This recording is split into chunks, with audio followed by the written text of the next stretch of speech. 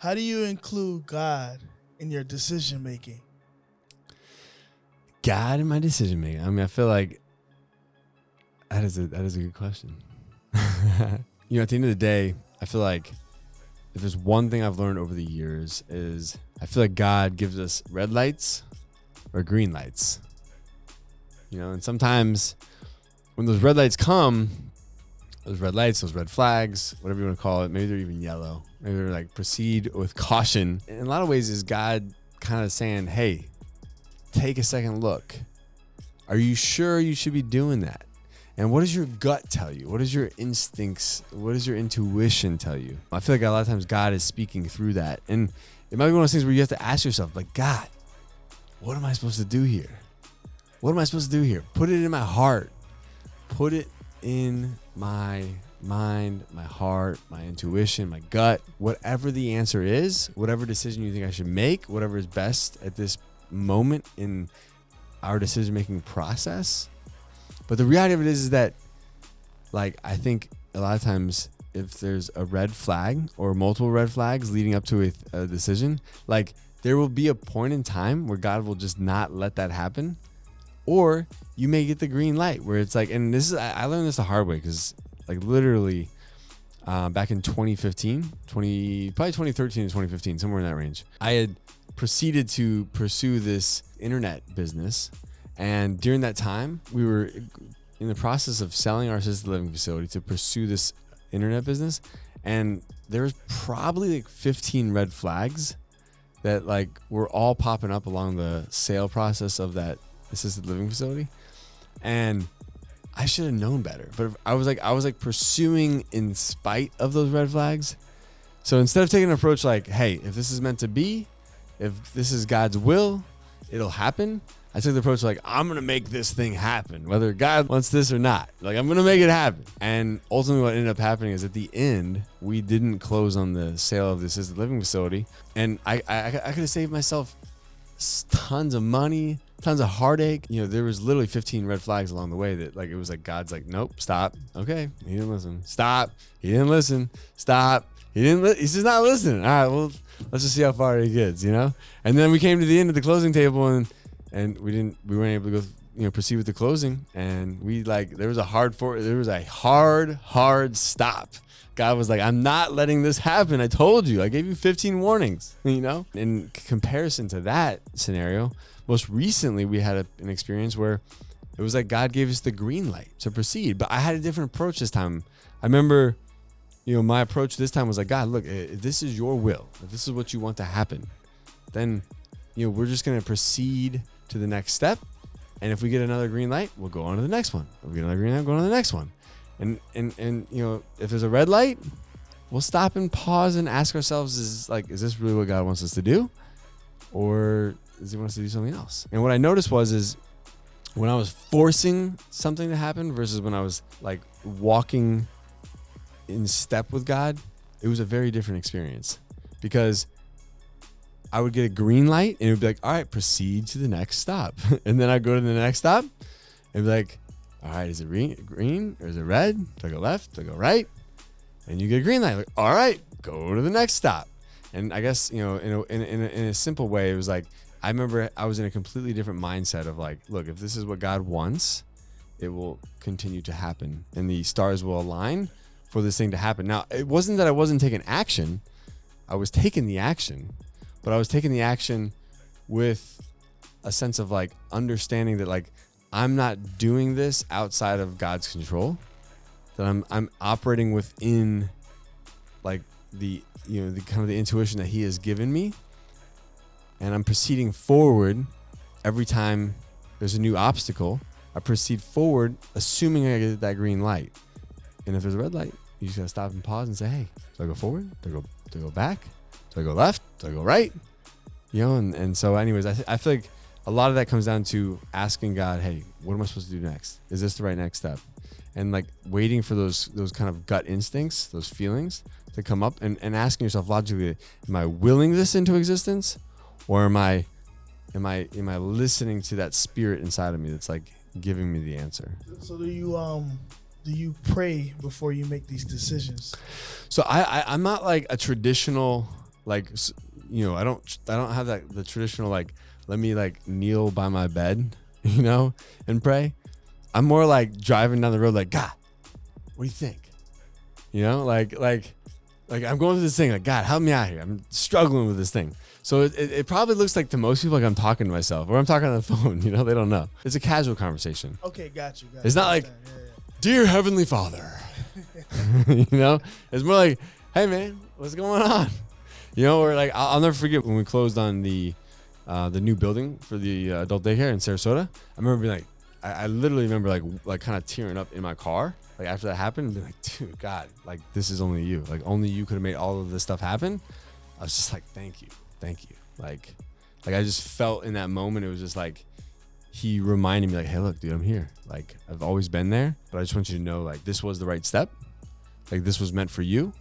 And it was like one of those really intimate moments where it was like, there was like a really like, emotional experience, I got one more question though. Within that question. Yeah. I know you said like, when something happens, you'd be like, oh, that's God. What if nothing doesn't happen? Is it still God? What do you mean? So what I'm saying is that, like if it's crickets, like, God, you there? no, like I'm saying, like, like if, for instance, that you're building Activage, there was a little halt. I guess something's going on. Does that mean God saying, slow down, be patient? Yeah, no, for sure. I think is it still God, or is it still like, what the heck is going on? Is it still God? Like you said, that's God. Well, I think it's like learned, right? Like it's like learned communication. Like you're learning how God's going to communicate with you, and the way God communicates with you versus others might be very different. But I feel like sometimes you have to go through experiences where like you've tried to force something into existence, only to realize that like what it feels like to go the wrong direction, or what it feels like to have warnings but not take them into consideration, or always find an excuse to like, to an excuse for that warning. It's like God threw you a red flag and you somehow made up an excuse. You're like, and then you convince yourself that the Holy Spirit told you that. Like it's like really learning how to be honest with yourself and realize like, okay, is this really like the Spirit speaking to me? Is this like, or is this me like logically trying to come up with an excuse to override that red flag? Because I'm just saying that it can still be God when he says, you got to slow down. Yeah, no, I've had that. You got to slow down because I've had that. Something might happen, so slow down because whatever might happen, he sees it before you see it. You know I mean? Dude, I've had the slow down, stop. I told you to stop. And now I'm going to stop you. like I literally like now there is a roadblock, So I've had the slow down and then I've had the stop, hard stop, Yeah, I just wanted to just point out that like sometimes when, everybody always see like when something good happens, they say that's God. But sometimes when it don't seem good to you, that's still God. Yeah. He's still saying be patient. Patience is a virtue, you know what I mean? So that's why I asked like when nothing is not moving, is it still God? Right. He's still talking to you. He's always talking to you. You know what I mean? No, I think he is. I think there's just moments in life where it's more clearly defined, where and then there's other times where it's like you're like, hey, are you still there? Like where you been? So I think so, and I think it's intentional because if every single moment in life, he made it very clear that it was like him that like caused that thing to like come into existence. My point is we might like rely on him so heavily that we get into a state of like indecision where we don't know what to do next, And so a lot of times I almost look at it as like God sets up if you're paying attention, God sets up the framework, or like almost think of like a bowling alley, like he puts the bumpers up, and so he's trying to like direct you, like, like in kind of like show you where to go, and he's giving you bumpers so you don't like get like completely off course, and so it's like do we have the intuition? Do we have the right mindset to be able to listen to and understand like when those bumpers are present or when they're not present, and how to like really kind of follow the guidelines, Yeah, like I said, I think God, he's our guide. Yeah. We should use him heavily, but we still have to be doers. 100%. I understand what you mean. Some people might be like, oh, I'm going to put it all on God and don't do anything. But faith without works is dead. Right. You have to actually do something. He wants you to do something. Right. But heavily ask him first and ask him to guide you throughout that journey. You're going to go through it. Yeah. Regardless of you you think you're not gonna go through. You're gonna go through it, and he's gonna get you through it. Yeah. You're not gonna go around it. You're gonna Right. go through it. You know? Yeah. But sometimes like he might take you to a point where it's like he gave you plenty of warning signs, and then he completely stopped you, and then you have to do a 180 and like head back. Facts. You know what I mean? Facts. And like and a lot of times that's intended for an experience to like help you, like, and if you can learn from it and recognize those signs, then it helps you understand how he communicates with you, you know? Because I remember when we sold the assisted living facility the first time, I was like trying to will it to happen. I was trying to make it happen, like me personally, right? This last time we went through this process, I just was like, I took the approach of like, look, I feel like God wants me to take this step. Like what the outcome of that is not something that's in my control. It's in his control.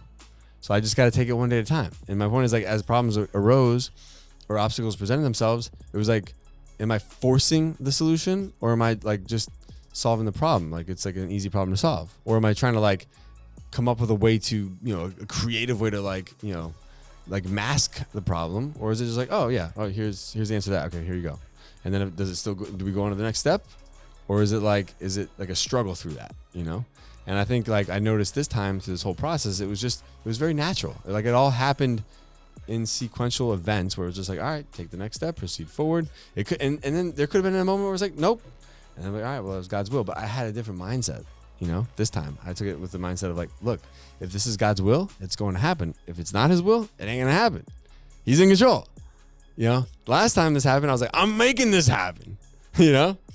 So it's like, it's two totally different mindsets, but having that mindset made it a lot easier to just follow him and follow that inner voice and follow the spirit and follow like, you know, it was just like, because I didn't have to have control of the outcome.